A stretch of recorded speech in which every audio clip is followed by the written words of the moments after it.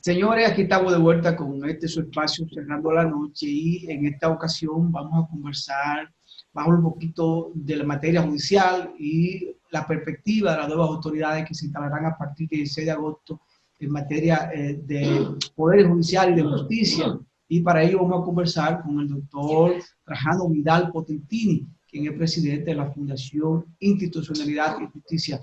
A él le damos la buenas noches y la bienvenida. Buenas noches, doctor. Buenas noches a ustedes y de verdad que agradecido de este espacio, de esta oportunidad con interactuar con ese gran público que le sigue y yo pues como siempre pues presto a participar y sin que constituya lo que esté planteando verdad absoluta pues nuestro criterio, nuestra orientación. Muchas gracias. Así, doctor, y previo a adentrarnos a ver las perspectivas y los desafíos que han planteado las autoridades electas de cara a lograr la independencia del Ministerio Público y del Poder Judicial, sería bueno ver en lo inmediato el impacto que ha generado el COVID-19 en el sistema de administración de justicia en la República Dominicana, en el que, producto de decisiones administrativas del Consejo, hemos visto posiciones encontradas de el sector de la abogacía, por un lado el colegio con una posición, abogados independientes con otra, y sería bueno con una voz autorizada, producto de la experiencia que tiene, saber qué piensa el doctor Trajano Potentini de lo que está sucediendo y cómo ha impactado el COVID el sistema judicial y de justicia de la República Dominicana.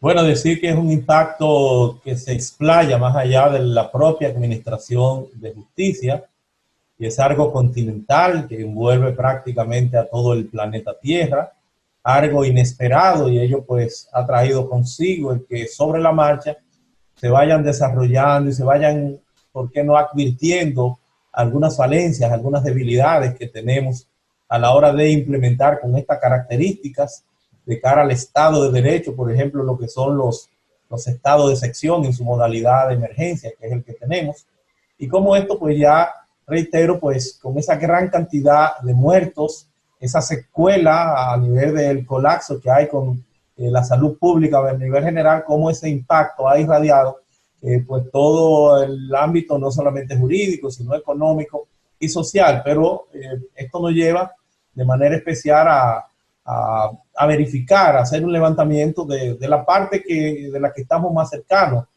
tanto como Fundación Justicia y Transparencia o mi propio rol de abogado, que es la implementación, la discusión que hay de la pertinencia, de la viabilidad constitucional de lo que hoy conocemos como la justicia virtual, que reitero, no es un fenómeno porque la pandemia, o sea, propio, particular, exclusivo de la República Dominicana, porque la pandemia ciertamente pues nos ha reenfocado, nos ha reorientado, nos ha obligado. Fíjense cómo estamos nosotros, aprovechando desde aquí la magia de la tecnología para aperturar esta posibilidad y poder pues seguir haciendo televisión, ese trabajo que tienen ustedes por tantos años. Y lo propio pues pasa en un ámbito como el de la justicia y en otros tantos. Hemos tenido que reorientar esa mecánica, esas actividades para lograr entonces lo que es la posibilidad de confrontar, de combatir un poquitito la pandemia, que es el tema del distanciamiento social. Esto irrumpe de una forma que, reitero, trae mucho cuestionamiento porque yo que soy un abanderado de los avances tecnológicos, entiendo que sí, que gradualmente hay que ir incorporando muchas de estas herramientas a lo que es el proceso judicial y más aún cuando tenemos un gerente que está bien tocado por esta parte porque viene de Indotel, viene también de la Escuela de la Judicatura, el actual presidente de la Suprema Corte de Justicia, es un técnico de este ámbito, además de sus condiciones como jurista, pero fue modélico el trabajo que hizo en la Escuela de la Judicatura cuando pues en la educación virtual trabajó el tema. Entonces viene de Indotel, es una persona que conoce todo esto y creo que sería un gerente llamado a concretar, a hacer ese crossover que se necesitan de estos cambios.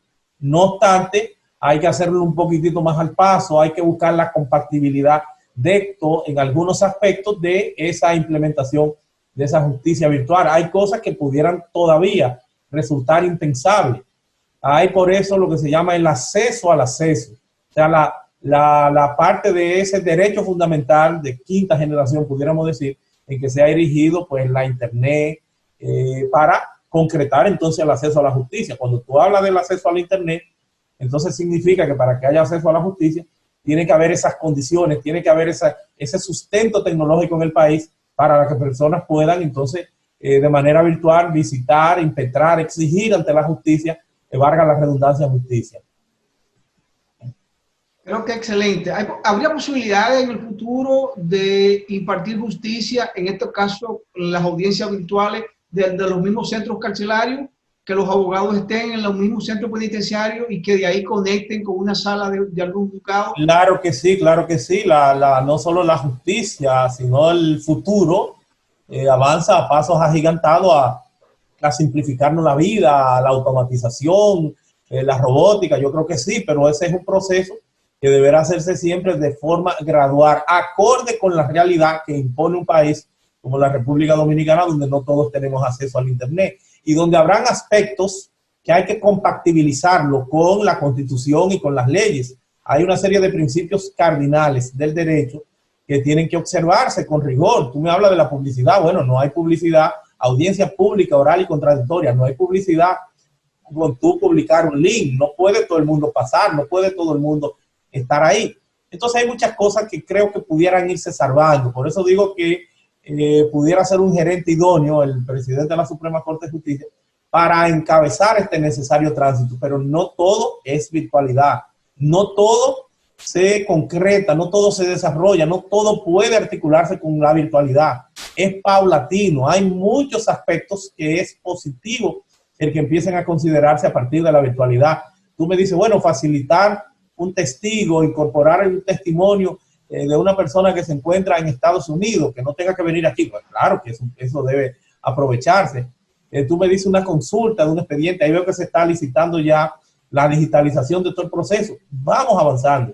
Eso es positivo, eso tenemos que apoyarlo, pero hay que hacer esa reingeniería, hay que hacer esa labor, ese trabajo, porque si no vamos a tener muchos choques que eventualmente se van a traducir no solamente en el enfrentamiento que tienen los abogados con la Suprema, sino en una incompatibilidad, en muchos cuestionamientos al componente jurídico constitucional de cara a la observación de esos derechos y de ese necesario acceso a la justicia que deben tener los dominicanos. Pero yo pienso que todo esto, tal como plantea, doctor, hay que verlo dentro del marco de la excepcionalidad que vive el país. Un esfuerzo porque efectivamente la pandemia no lleve a colapsar el sistema de administración de justicia.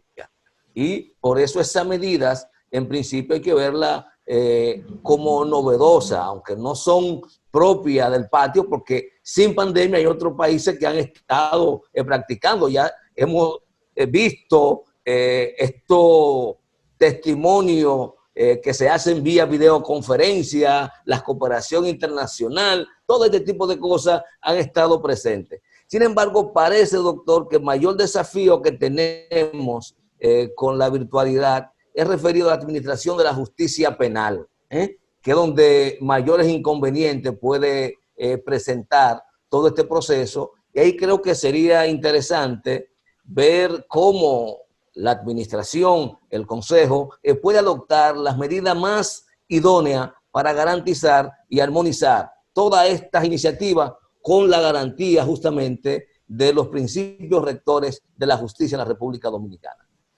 Ciertamente en el ámbito penal es donde pudieran registrarse mayores inconvenientes por la propia naturaleza del proceso penal, por el garantismo de que está investido este procedimiento, ya que se trata posiblemente de los bienes más preciados que pueda tener ser humano alguno. Estamos hablando de la libertad, la honra, que es lo que está en juego.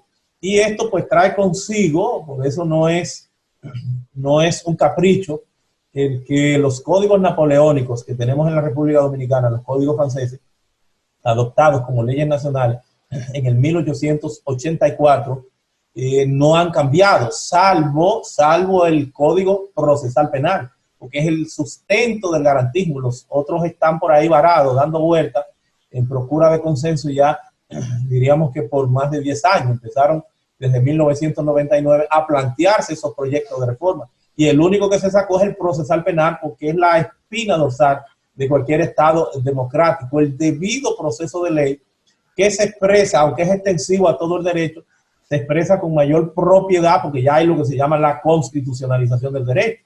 La Constitución tiene que estar presente con la tutela judicial efectiva, artículos 68 y 69 de la Constitución, pero donde más problemas e inconvenientes hay es con el ámbito procesal penal, por la rapidez, por los plazos y por los derechos de ese debido proceso de ley que están inmersos, que están internos en ese ámbito. Entonces, de ahí que tú tienes que esmerarte en garantizar, ¿verdad?, los bienes jurídicos que están en juego en ese escenario, en ese espacio.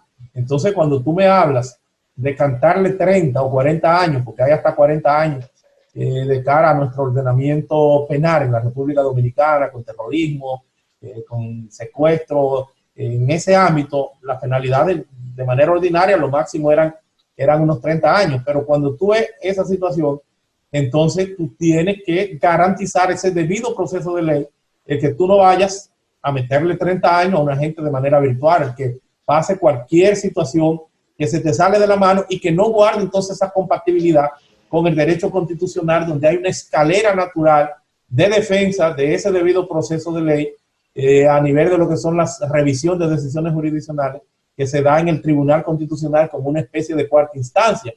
Entonces no vamos a tener eficiencia, no vamos a tener efectividad si no hacemos esa sinergia, esa reingeniería en buscar los aspectos de la virtualidad que bien pudieran servir como palanca de cambio, de mejoras, de eficiencia del sistema penal, pero garantizar siempre los demás. Entonces las críticas pudieran estar ahí, hasta donde el Consejo del Poder Judicial pudiera tal vez servir reglamentos de una naturaleza general, que no sea un consenso para realizar de manera más amplia un reglamento, si es reglamento por la Suprema Corte de Justicia como pleno, o por qué no las leyes, porque aún un reglamento no pudiera modificar algunos aspectos. O sea, yo estoy abierto a la tecnología, a la virtualidad, pero eso hay que hacerlo con esos periquitos, hay que hacerlo propiciando ese justo equilibrio entre esos derechos, entre la Constitución, entre las posibilidades reales de garantizar ese debido proceso de ley constitucional. Por eso será conveniente el que le demos seguimiento a la experiencia comparada, porque es una discusión que no es únicamente de República Dominicana, es del resto del mundo. Buscar aquellos países que tengan una situación similar a la nuestra, aun cuando hay que reconocer que nosotros estamos muy avanzados en los temas de la tecnología. Yo puedo decirles a ustedes que una de las teledensidad más altas del mundo es República Dominicana. Aquí hay posiblemente más de un teléfono por cabeza, por habitante. O sea, aquí hay más líneas telefónicas que habitantes, contando las líneas físicas, las líneas residenciales y las líneas celulares. Sí. Esa es la realidad. Cualquiera tiene 2, 3 teléfonos. Esa es la realidad que tenemos. Entonces hay algún avance en el orden de la tecnología, pero falta un poquitito más ir rompiendo lo que sería esa brecha tecnológica, ese de acceso al acceso, que reitero, hoy por hoy se reconoce como un derecho fundamental. No sé si, Junior, tú quieres seguir en este tema o irnos un poquito a los desafíos que tienen las autoridades que se juramentarán a partir del 16 de agosto, que tienen en carpeta. Yo creo que sería importante, doctor Trajano, mencionar o destacar que ha habido varios movimientos a la sociedad civil que han estado propugnando por una justicia independiente. Y el día pasado, Junior y yo estuvimos hablando hasta qué punto están comprometidos las nuevas autoridades y hasta dónde les está permitido, si es posible, pues pensar en una Miriam Germán Brito, pensar en cualquier otra persona que pudiera estar al frente del Ministerio Público, en este caso la Procuraduría General de la República. ¿Piensa usted que hay posibilidades de que se haga o que hay intención de las nuevas autoridades en crear un Ministerio Público independiente, o eso simplemente son palabras de campaña? Parecería que se han tomado muy en serio ese compromiso de campaña que hiciera el presidente electo, Luis Abinader, porque lo han reiterado y hay algunos aprestos, hay algunas señales de que todo parece indicar que tienen la mejor disposición de dar cumplimiento a dotar a la justicia, a la administración de justicia en el ámbito del Ministerio Público, de un Ministerio Público independiente, pero lo harán ahora mismo como parte de una voluntad política de no interferir, de no participar, porque en términos reales no tendremos todavía un Ministerio Público independiente, porque una independencia no es solamente el deseo del Ejecutivo, que pudiera tenerlo y que creo que sí, que lo va a plasmar en la selección, que pudiera hacerlo. Fíjate que ha muchos periquitos, mucho seguimiento, muchas consultas para dar este paso. O sea, se lo han tomado en serio, le es importante, le es trascendente, pero solo vamos a tener una estructura formal y jurídica y constitucionalmente independiente cuando nos aboquemos a reformar la Constitución. Hay que reformar la Constitución porque la Constitución dice que el Ministerio Público, aun cuando está bajo la égida, bajo la mecánica de un estatuto del Ministerio Público con algún grado de instituir, de establecer una carrera, buscando o proyectando alguna posibilidad de independencia, en términos reales sigue siendo dependiente del Poder Ejecutivo porque es un funcionario de libre remoción y como tal lo va a seleccionar el Poder Ejecutivo, es el que tiene la capacidad del presidente de nombrarlo. Ahora, un consenso, porque estamos hablando de una reforma constitucional que implique cambios para propiciar, no sé si el Consejo de la Magistratura, buscando la forma de que ese Consejo de la Magistratura esté también más democratizado, porque hay que hacer una reforma amplia y parece que se viene en ese proceso, el Consejo de la Magistratura, el Senado, o cuál sería la mecánica para nombrar entonces un ministerio público que no dependa de nadie, como lo es el Defensor del Pueblo, como son las altas cortes, que son inamovibles ciertamente por un periodo determinado en función de esa mecánica, de ese procedimiento para su selección. Entonces hay que esperar eso, de que se dé ese consenso y de que pueda entonces, bajo ese criterio, entonces ciertamente tener autonomía presupuestaria, financiera, tener una ley que él ordene, ciertamente al margen de la Constitución o que aún previéndolo como órgano constitucional dentro de la Constitución, le dé esa garantía de independencia. Por el momento, parecería que hay una voluntad política y que el presidente electo a la hora de hacerlo va a tomar el criterio de una persona que tenga criterio de independencia, no que en términos de estructura podrá ser independiente, sigue siendo un funcionario del Poder Ejecutivo y más aún como Poder Ejecutivo, miembro del Consejo Nacional de la Magistratura, que pudieran ser de los aspectos que eventualmente deberán sufrir algún cambio. Yo creo que ahí nos metimos en un tema fundamental que habría obligatoriamente que abordarlo de manera separada, ¿eh? Una cosa es ver el futuro del Consejo Nacional de la Magistratura, que también está planteado, y los cambios que pudieran operar para que haya también un poder judicial independiente. Pero quedándonos en esta parte con el Ministerio Público, doctor, yo no me opongo ciertamente a que se busquen los mecanismos para la designación de un Ministerio Público con perfiles y con no compromiso partidario, ni siquiera con agradecimiento hacia el funcionario o el órgano que lo elija, porque soy del criterio de que la independencia de los poderes, la independencia del Ministerio Público o de la Justicia va a depender mucho de una decisión personal de los integrantes de esos cuerpos. ¿Por qué, doctor? Porque bastaría en principio con que el Ministerio Público que designe el Poder Ejecutivo se aferre a cumplir el mandato constitucional y de la ley para tener los niveles de independencia funcional y de acción que se requiere. Pero no hemos logrado eso.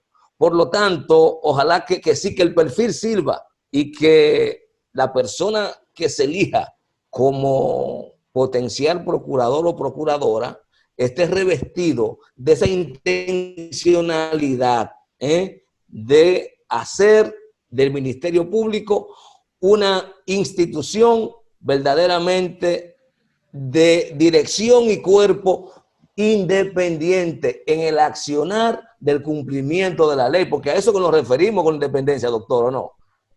Claro que sí, pero yo estimo que se están dando los pasos, hay notaciones, hay señales claras de que parecería que es el camino que se va a trillar. Uno puede observarlo en los nombramientos que se vienen verificando hasta ahora. No es el criterio necesariamente o eminentemente político, aun cuando es un tema, la conformación de un gabinete de naturaleza política. Pero vemos cómo pues hay una apertura, por eso vemos cómo se están barajando nombres de personas muy notables que cualquiera pues tiene los méritos para desempeñar esa función: doña Miriam, Nieves, Alejandro Vargas, y otros tantos más, incluso dentro del propio Partido Revolucionario Moderno. Lo importante es que aún tengan la simpatía en el orden político. Más que todo es que tengan criterio de independencia, que no vaya a haber esa interferencia y que estén en condiciones pues, de hacer el trabajo que aspira la sociedad dominicana, de que pueda pues rescatarse con más fuerza la credibilidad en todos estos órganos, marginándolo, apartándolo de en este caso, de la influencia política que se ha dado de manera cultural en la República Dominicana a la hora de la integración de estos altos órganos judiciales. Bueno, en el caso, vámonos ahora al Poder Judicial, que es también otro gran desafío que tiene la sociedad dominicana de recuperar la confianza en ese poder tan importante, que se ha dicho que en los últimos años ha sido reformada a semejanza de los intereses de una organización política que dirigió el país por lo menos 16 años consecutivos. ¿Usted cree que se pueden crear también ahora las condiciones para trabajar un camino tortuoso, difícil, de construir también una justicia mucho más institucionalizada, mucho más independiente de los poderes políticos? Sí. Estamos avanzando como sociedad a una constitución nueva, 2010, apenas con 10 años. Viene produciendo sus propias necesidades de irle integrando algunas mejoras, fruto de ese día a día, fruto de la experiencia. Ciertamente el poder político, pues de forma hegemónica, es el que ha tenido cómo solucionar, cómo resolver, por la propia mecánica de la configuración que hay de los poderes públicos, de que quien gana la presidencia normalmente es el que queda también mayoritariamente representado en el Congreso, estos poderes que son los principales, el Ejecutivo y el Legislativo. Y entonces, como tal, pues se da esa suerte de hegemónica de que quien está pues con la mayoría sea el que resuelva, pero parecería que un cambio de dirección, de enfoque, de tratar de buscar ese consenso, pero más que el consenso, buscar la voluntad política, la señal de que las cosas cambien y se tomen otros temas en consideración, como lo sería la meritocracia. Yo creo que eso es fruto de ese avance, de esas mejoras institucionales a que tenemos necesariamente que evolucionar como nación, y por eso estamos ávidos, es una esperanza, es una promesa de campaña, el que podamos cambiar esa estructura del Consejo Nacional de la Magistratura. Yo creo que el procurador no busca mucho en el Consejo Nacional de la Magistratura. Yo creo que eso hay que democratizarlo más. Yo creo que hay que integrar otros actores que participen, en donde el control no sea el tema eminentemente político. Yo creo que hay también que, más que un reglamento, una ley de cuál es el procedimiento de selección, cuál es la escala de la meritocracia, de la trayectoria, del conocimiento, de la experiencia de la persona. Yo creo que todo eso tiene que ser instituido, que eso no lo dejemos a la discrecionalidad del momento en que tenga que reunirse ese Consejo Nacional de la Magistratura para reglamentar sobre el particular. Yo creo que los vientos que soplan parecería que se están orientando a que podamos tener cambios significativos, porque los políticos dicen una cosa abajo, hacen otra arriba, pero parecería que esto va en camino a desprenderse, y reitero, es la anotación que están dando, a desprenderse de esas amplias facultades y a poner eso, a sobreponer eso por encima de lo que pudieran ser esas apetencias políticas que reparten muchas cosas como botines de guerra. Se está dando otra notación. Lo que hay que estar atento y parecería que iríamos por ese camino. Justamente anoche conversábamos, Giovanni y yo, sí, sobre ese tema. A propósito de las voces que reclaman que la presidencia del Senado pues recaiga en manos de uno de los aliados. Yo decía que si eso ocurre, sería una muy buena señal por parte de las autoridades que tomarán posesión el próximo 16 de agosto. Pero hay que tener en cuenta también que la integración actual del Consejo Nacional de la Magistratura, que deberá convocarse, y me corrige, en principio en diciembre para reemplazar por lo menos 4 jueces del Tribunal Constitucional, que se supone que terminan ahora en el 20, estaría equilibrada casi en igualdad de condiciones, porque si tomamos en consideración, doctor, que el presidente del Senado, si se la da a un aliado, sería un voto que pudiera orientarse a que estarían 4-4. ¿Por qué digo 4-4? Porque hay que recordar que el PLD tiene de pleno derecho 2 miembros en el Consejo, pero además el juez presidente, y no es un crimen, es decirlo, es un hombre del PLD. Y posiblemente el otro juez que vaya sea también un hombre que tenga compromiso con ese partido, porque así ha estado configurándose en la práctica. Por lo tanto, quedaría prácticamente empatado 4-4 la integración actual del Consejo. No sé cómo va a manejar el partido de gobierno esta situación y las señales que puede mandar. Si ese fuera el caso, en esa correlación de fuerzas no habría inconvenientes, porque la ley del Consejo Nacional de la Magistratura indica que el voto del presidente es un voto de calidad, es un voto calificado, es un voto que vale por 2.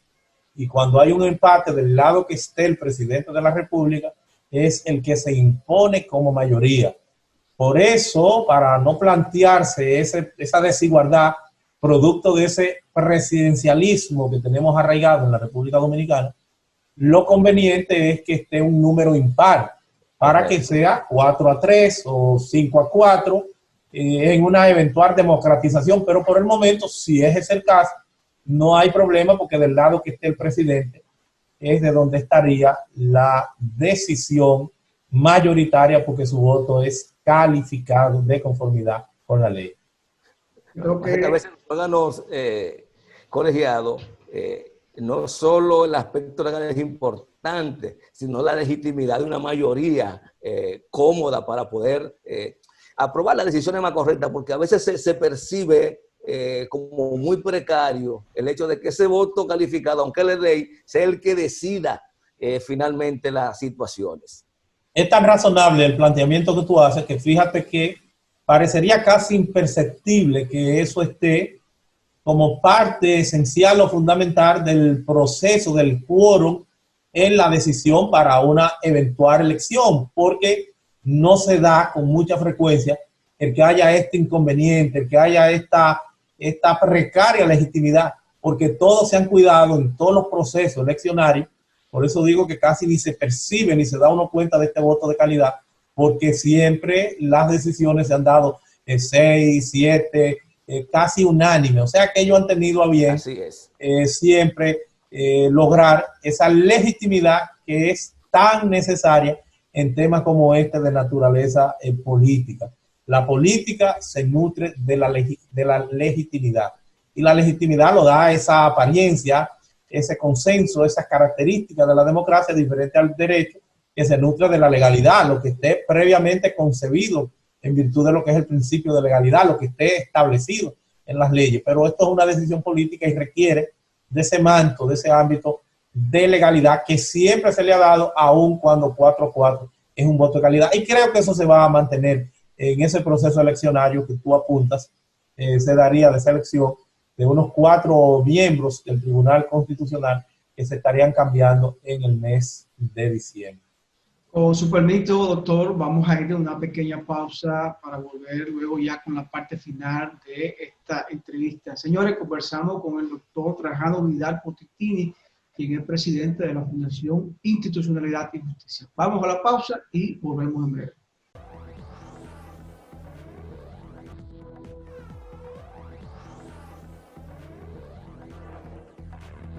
Amigos televidentes, de vuelta en este su espacio Cerrando la Noche con esta interesante entrevista del doctor Trajano Vidal Potittini, quien es presidente de la Fundación Justicia y Transparencia. Con él estamos abordando estos temas, desafíos de las nuevas autoridades con respecto a lo que es el Ministerio Público y la Judicatura. En esta parte nos gustaría adentrarnos y conversar con el doctor Trajano Vidal Potittini sobre el desafío que tienen las escuelas de derecho del país, de las diferentes universidades, fruto de la pandemia, donde pues prácticamente la educación se está realizando de forma virtual, de forma online, y sabemos de la experiencia que tiene el doctor Trajano en esta materia. Ha sido editor de revistas, ha publicado libros y creo que conoce mucho sobre esto, y nos gustaría saber su opinión en torno a los desafíos que tienen las escuelas de derecho para seguir impartiendo pues la carrera de derecho en el país. Mire, yo diría que no solamente las escuelas de derecho, sino la educación en términos generales, tiene un gran reto que impone el adentrarse, profundizar en la virtualidad.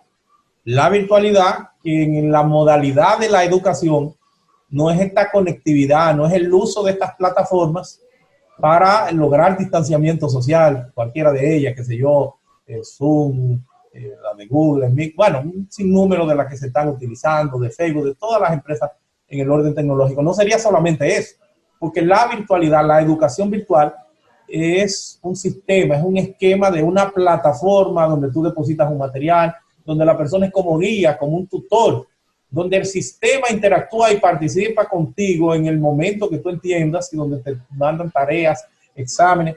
Hay toda una parafernalia tecnológica que hay que ir organizando, que hay que ir desarrollando para que se esté en condición de aprovechar esa virtualidad a nivel de la educación. Entonces, tenemos dos componentes. Uno que es el de emergencia, de cómo sustituir la parte presencial, que es por esta vía, de Zoom y de otros. Eso podemos continuar haciéndolo y simplemente suplir, apartarnos de la parte presencial, que es lo que tenemos que hacer de forma primaria, porque todavía no hemos integrado, no hemos desarrollado la UAS, algunas universidades. La UAS tiene, por ejemplo, UAS virtual y vienen trabajando en ese montaje. Por eso yo decía que Luis Henry Molina, como presidente de Suprema Corte de Justicia, precisamente en la parte de la educación hizo un trabajo modélico aquí en la Escuela Nacional de la Judicatura, a partir de la plataforma Moodle, que es una de las más famosas que hay para el montaje de educación virtual. Tú tienes que montar un contenido, un temario, exámenes, todo un esquema tecnológico en línea para que la persona interactúe. Entonces hay que adentrarse, hay que buscar ahora mismo la modalidad de aprovechar en lo que se van desarrollando esas capacidades, esas posibilidades, esos recursos tecnológicos para el montaje virtual, aprovechar entonces el Zoom para tener este contacto y no tener entonces que acudir a lo presencial, que volverá a restaurarse en algún momento. No acudir a lo presencial, yo diría que hasta el mes de enero. Sería impensable considerar, si no se habla de que vamos a tener una vacuna, posiblemente hasta diciembre, y el tiempo que va a durar para estar en República Dominicana, una vacuna que ya haya pues abordado todas las fases de todos los procedimientos. Y entonces es impensable que colegios o escuelas públicas, universidades estén pensando en trabajar el tema presencial que no sea hasta el mes de enero, como han hecho casi todas las universidades del mundo. Hay que pensar eso para enero, pero aprovechando la tecnología, porque reitero, la educación virtual es otra cosa que no es lo que estamos trabajando, es aprovechando la tecnología. A ver entonces qué pasa, yo creo que es lo que hay que ir trabajando.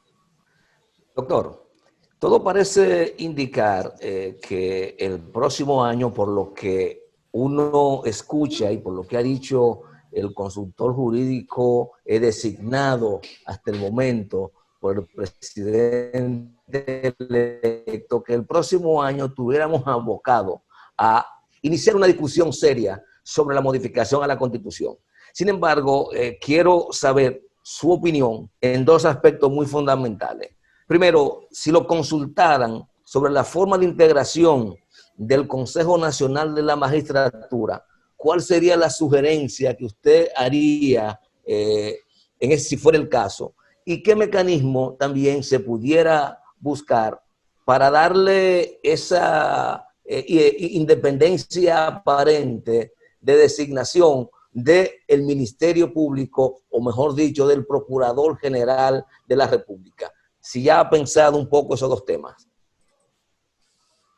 No solamente lo hemos pensado, sino que hemos hecho propuestas de manera reiterada, permanentemente, de esas aspiraciones alrededor de una reforma constitucional que recoja muchos aspectos que, fruto del día a día, se ha podido ir verificando que no se corresponden con la realidad del país y que han traído algunos tropiezos que deben ser subsanados. Por ejemplo, yo he dicho que el quórum calificado del Tribunal Constitucional de 9 miembros, mínimo favorable a un tema, pudiera servir como un cuello de botella para decisiones de gran calado, decisiones trascendentes y muchas que no son trascendentes. Yo creo que eso tiene que revisarse. Tú dirás, bueno, la decisión calificada podemos dejarla para los temas de acciones de inconstitucionalidad, que es lo más en este caso, lo más solemne que puede darse en términos del poder, expulsar una ley de otro poder. Pero lo que tiene que ver con los amparos, para eso no debe haber una decisión calificada. Lo que tiene que ver con la categorización de precedentes vinculantes que se le da en este caso a las decisiones del Tribunal Constitucional, reescribiendo, reorientando todo el derecho. No deben ser todas las decisiones, deben ser decisiones que por el principio y el fundamento que tengan, deban ellos determinarlo.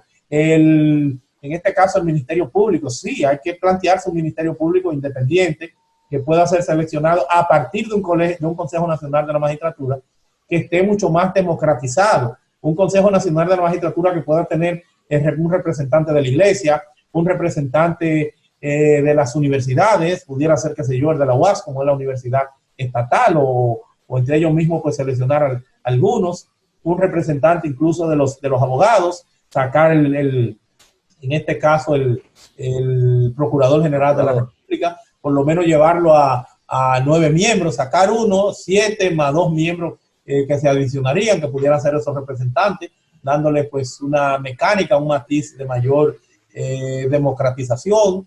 Hay que unificar las elecciones realmente, porque no hemos hecho ninguna unificación. Este país en términos de gastos no aguanta de forma muy favorable. Fíjense ustedes la condición sui generis encima de eso que se han dado en este proceso, pero lo correcto es meter los alcaldes y regidores el mismo día que los del Congreso, diputados, senadores, presidente y vicepresidente. Yo creo que todos esos serían temas en los que nosotros tenemos que avanzar, darle ese sustento a la parte de la Constitución, un Contralor General de la República con mayor independencia, o independiente también, que bien pudiera también ser seleccionado a partir del Consejo, o de otra mecánica, de otro órgano que se integra, que sea actor para esos fines. Pudiera ser también parecido a lo que se hace con Cámara de Cuentas, que sean los diputados y después pues, el Senado de la República. Son muchos los cambios y que ya nosotros en su oportunidad empezaremos a desarrollar, a seguir afinando, a seguir trabajando para una eventual modificación a la Constitución de la República, que es necesario. Pero eso supone de un acuerdo, de un consenso político, porque no tienen los partidos hegemónicamente el control de poder modificar sin el concurso de los demás, poder modificar una constitución. El PLD tiene 70 y tantos diputados, tiene un par de senadores. Entonces eso hace que el quórum no se califique en los términos que necesita, como lo tenía el PLD cuando estaba unido en su momento, que no requería casi de nadie para incluso modificar la constitución como lo hizo en su oportunidad, que la oposición la tuvieron de ellos mismos. Doctor, ¿usted cree que hay conciencia o es una afirmación equivocada mía de que justamente los jueces, el Poder Judicial, son los garantes del Estado social, democrático y de derecho en una sociedad?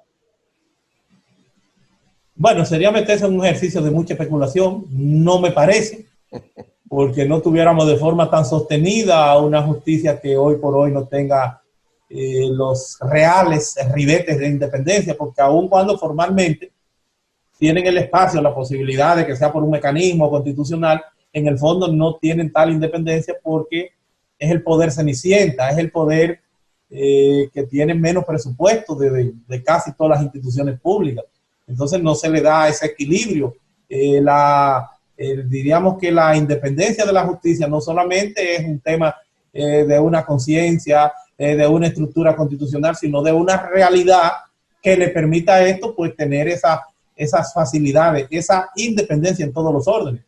Eso es lo que pasa. Tenemos que pensar en el presupuesto y en los demás componentes. Bueno, vamos a agradecer al doctor Trajano Vidal que haya aceptado nuestra invitación y la verdad agradecido que haya externado sus opiniones, juicios de valores en torno a lo que es la justicia, el tren judicial y el desafío que tienen las nuevas autoridades. Gracias, muy agradecido, doctor. Gracias a ustedes. Señores, conversamos con el doctor Trajano Vidal Pottitini, quien es presidente de la Fundación Justicia y Transparencia. Gracias a él y gracias a ustedes siempre por la sintonía.